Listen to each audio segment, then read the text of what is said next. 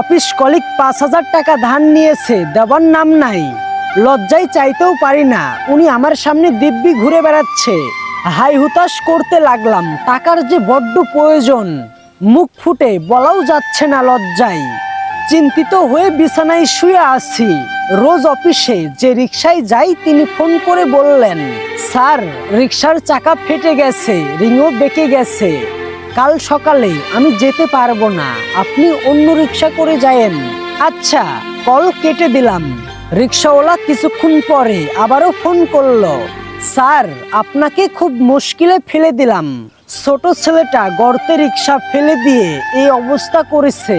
সমস্যা নাই, আপনি রিকশা ঠিক করুন, কয়েকদিন আমি অন্য রিকশায় যাব। জি স্যার। কল কাটার কিছুক্ষণ পরে আবারও কল। বিরক্ত হয়ে বললাম, কিছু বলতে চাইলে সরাসরি বলো।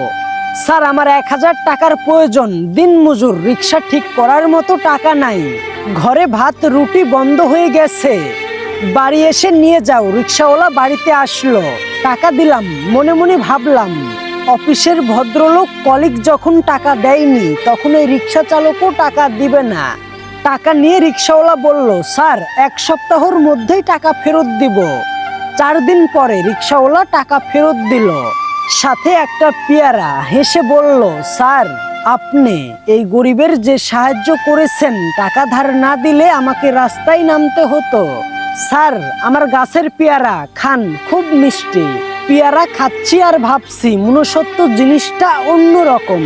আরো 6 মাস কেটে গেছে, কলিগ এখনো টাকা দেয়নি।